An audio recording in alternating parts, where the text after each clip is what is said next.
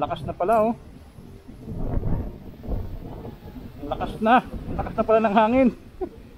Hindi lang ramdam kanina. So guys, malakas na yung hangin.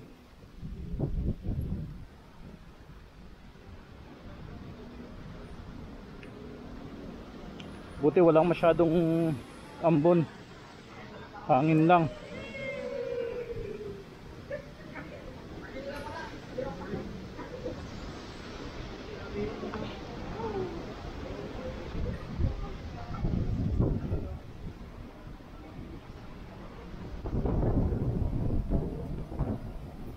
Alright.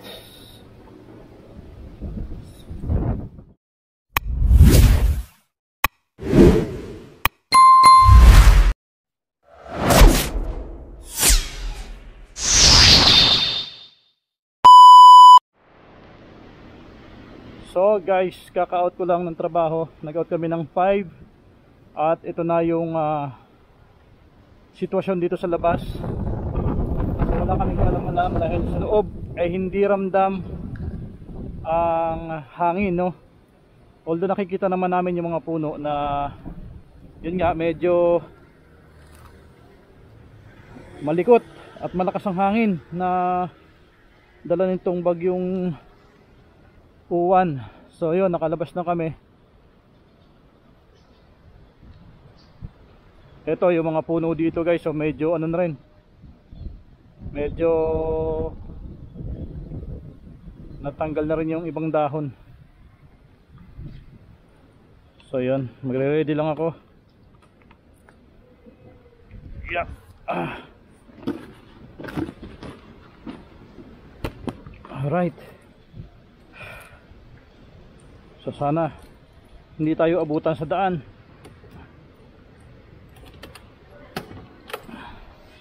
Dito na lang muna to. Hindi naman to kayang pasukin ng tubig. Lakas ng hangin guys. Lakas. Shit.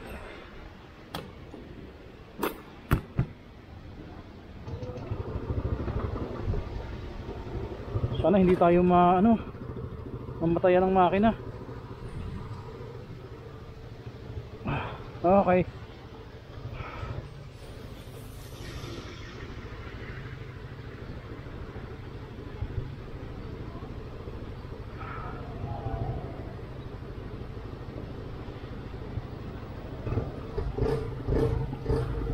Sana hindi mawala ng kuryente.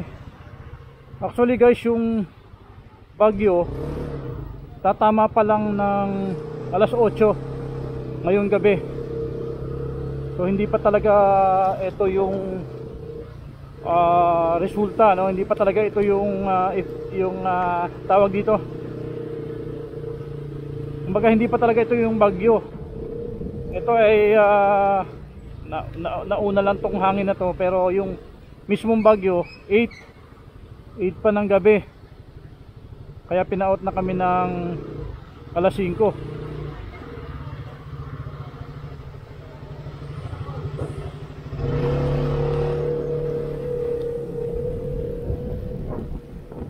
Oh my goodness.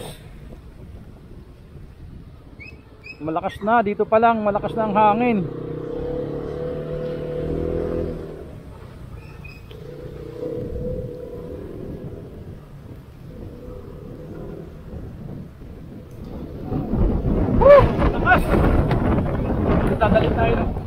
Dadala ako ng hangin.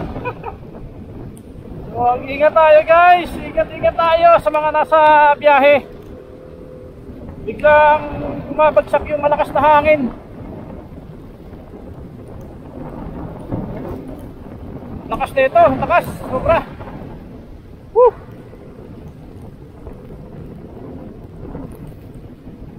Delikado to.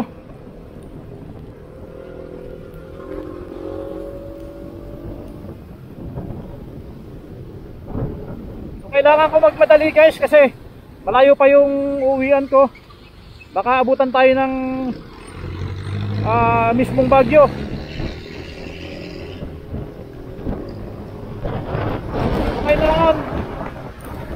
Kailangan bago mag alas 8 nasa bahay na ako.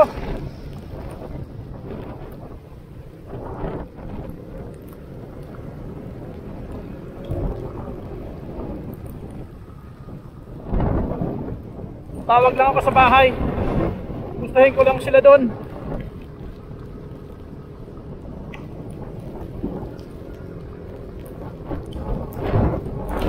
Alright.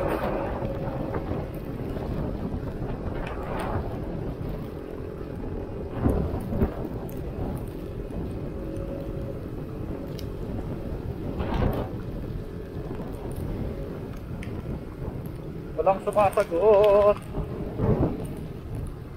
Hello.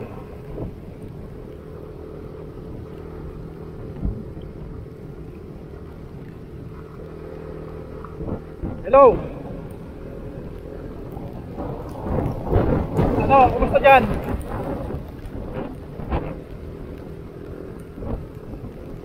Natumba na. Sobrang lakas ng hangin, guys.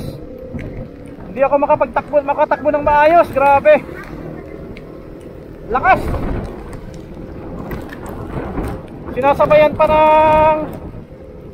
ng ambon. Masakit sa balat.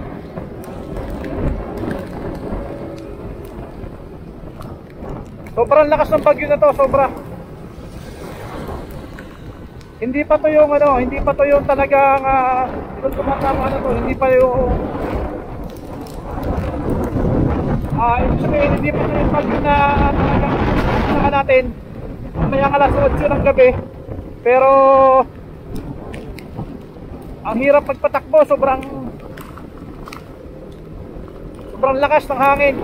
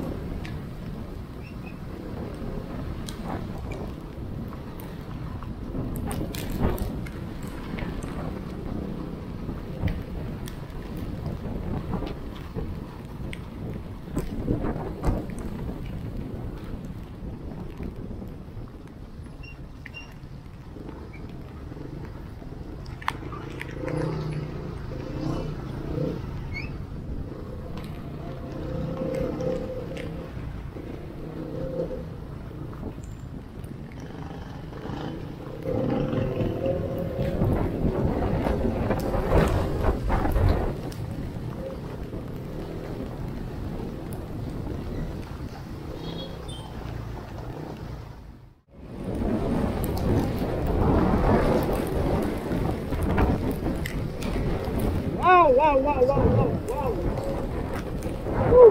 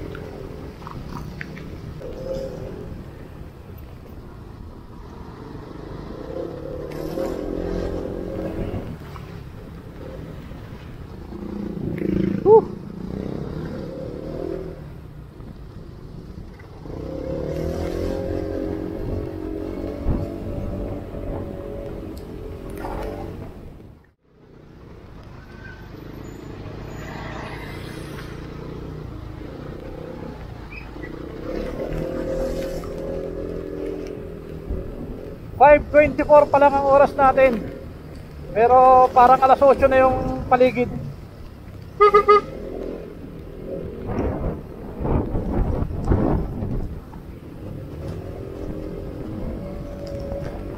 Ang lakas.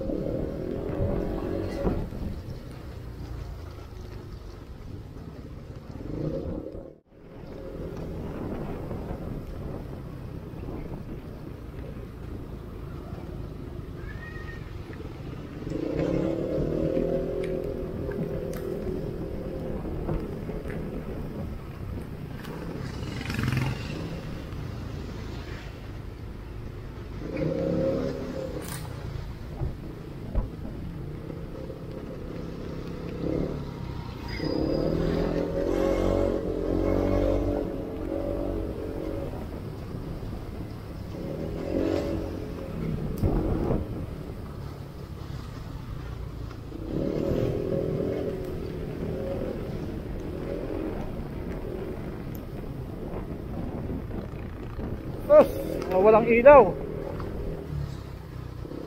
Ang dilim-dilim na eh.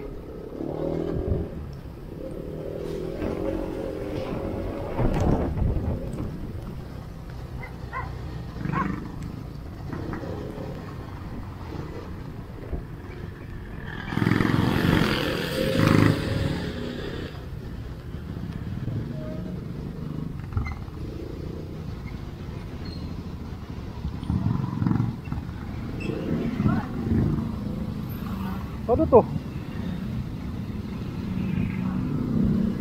Gabing-gabi nagkakabit ng ano? Lalagay ng solar light. Okay. Ayos din ang trip nyo ha.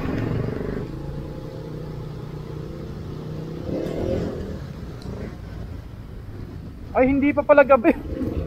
Mag-aalas 6 pa lang pala guys. Feeling ko lang gabing-gabi na pero alas 6 pa lang. 5:29 pa lang ang oras natin. Kaya pala nagtatrabaho pa sila hanggang ngayon.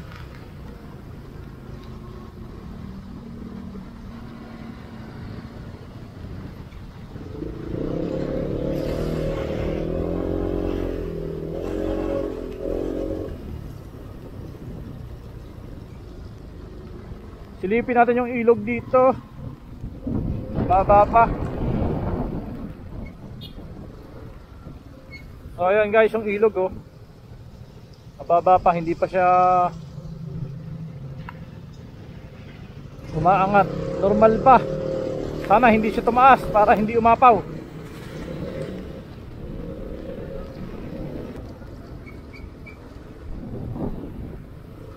Ulan at hangin. Grabe dilim. 5:31 pa lang.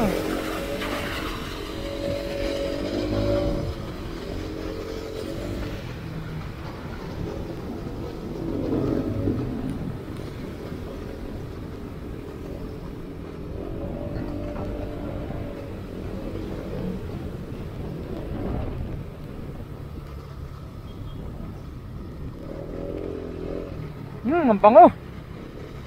Amoy tuyo. Amoy hawot. Amoy hawot.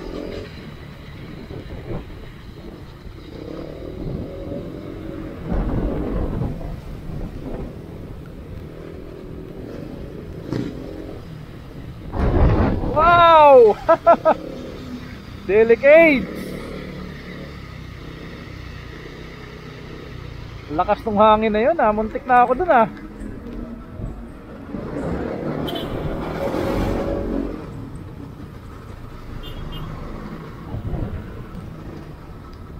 Yun, medyo nawala yung ulan.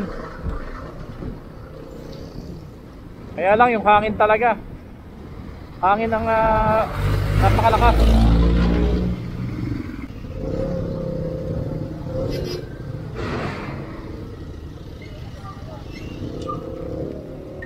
Natanggal na yung ano, oh, yung yero, oh, yung harang.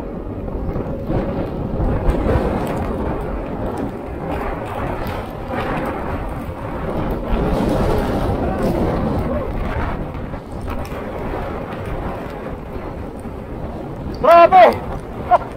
Inampas na naman ako ng hangin na napakalakas.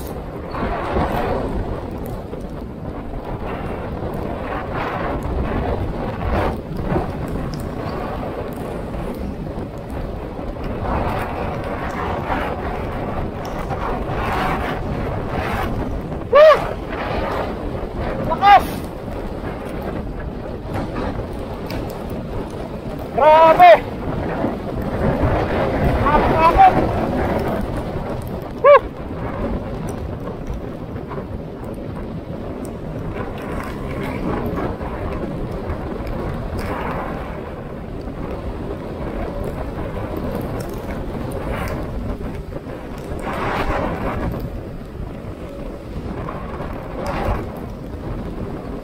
Grabe!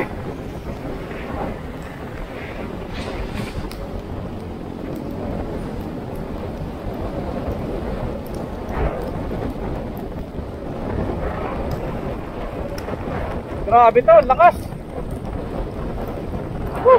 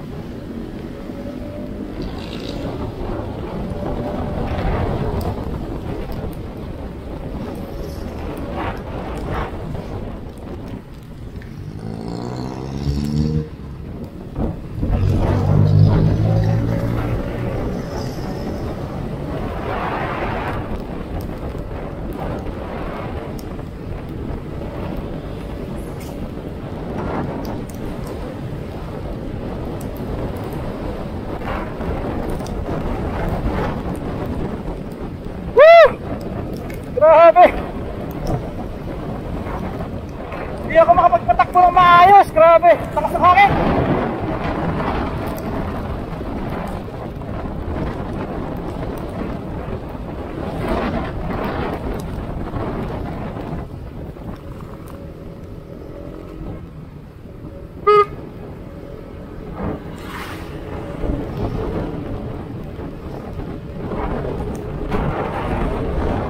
Oh shit!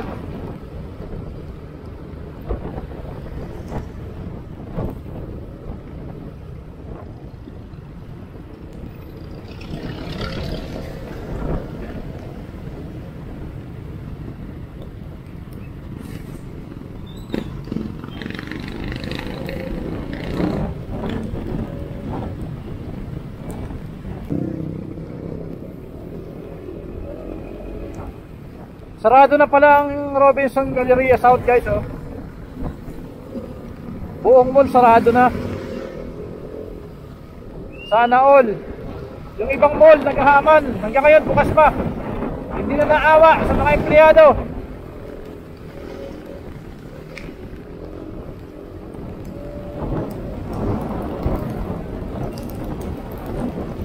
Grabe, hindi ko kaya magkamit ng helmet. Ang sakit sa mukha, yung tama ng ulan.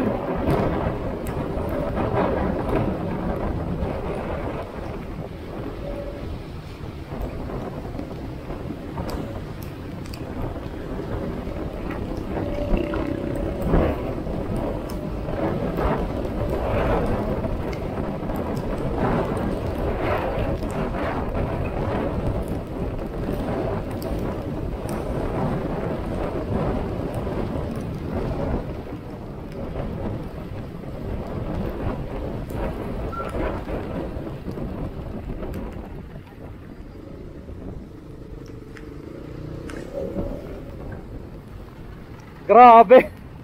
Ang sakit sa mukha kapag nag-aangat ako ng helmet. Whew. Malapit na, konti na lang. Konti na lang, makakarating din tayo sa ating bahay.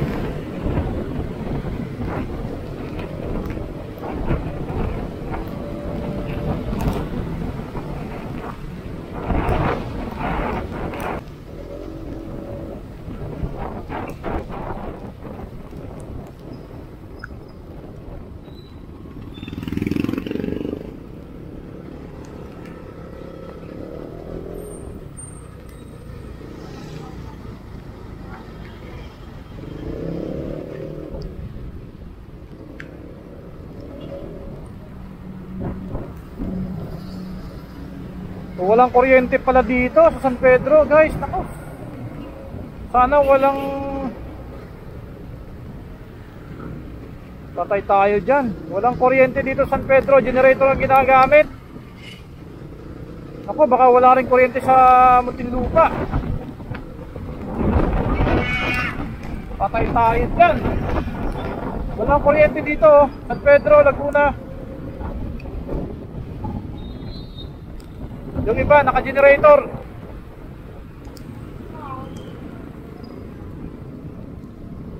Patay. Sana meron sa amin. Kaya pala madilim.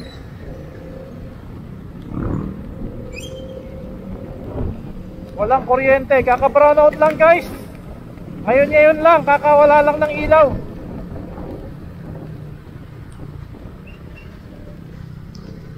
OMG.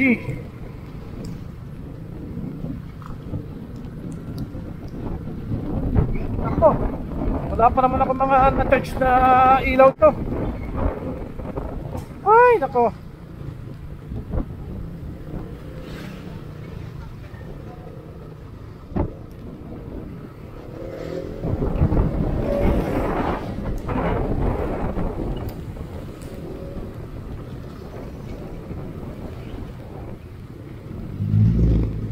Oh my God.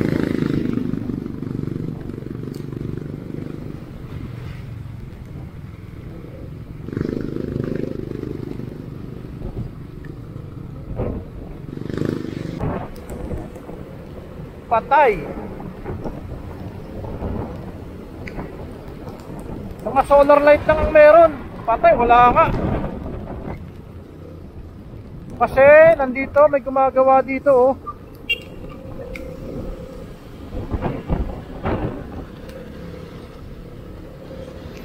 Naku, wala rin kuryente sa amin ito, malamang. Oh my God.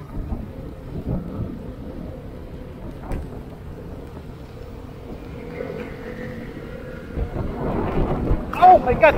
Taas.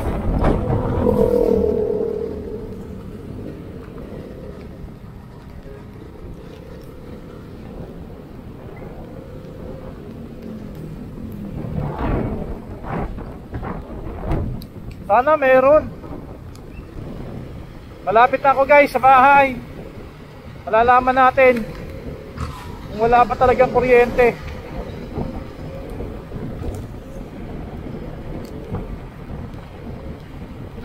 Or baka yung mga poste lang ang walang ilaw.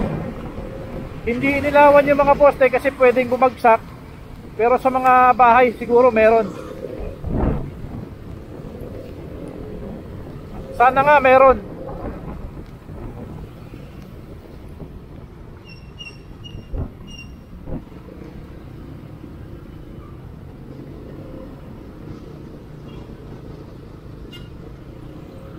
Sana may kuryente. Naku, may birdehan pa dito. Naloko na talaga. Bumabagyo na, nagiinuman pa rin.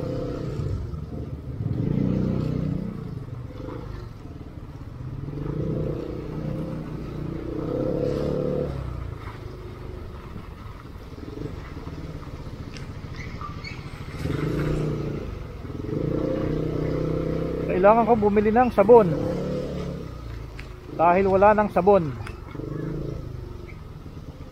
Naku, wala yatang ilaw talaga sa bahay. Huwag naman po, Lord.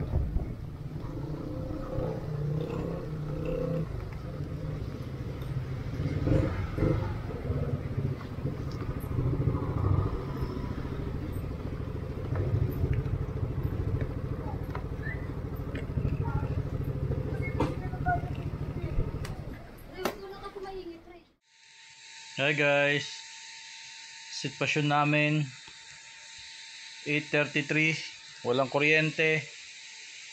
Ayan, tanging ilaw lang ng LED light na nakasaksak sa power bank, and then isang Gojodo electric fan. Ayan lang, para makasurvive sa magdamag. Mabuti na lang dito sa amin, kapag nawawala ng kuryente, may tubig pa din. Hindi katulad sa ibang lugar, kapag walang kuryente wala rin tubig. So dito may tubig. Yun lang ang kagandahan dito. Kaya lang,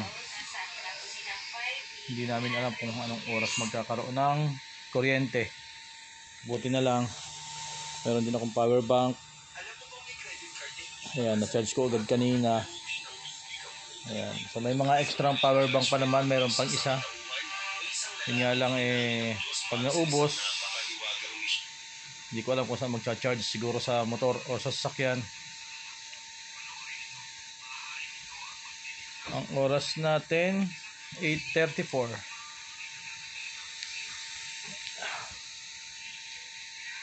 Medyo wala na yung hangin, no? Kumalma na. Wala na, no?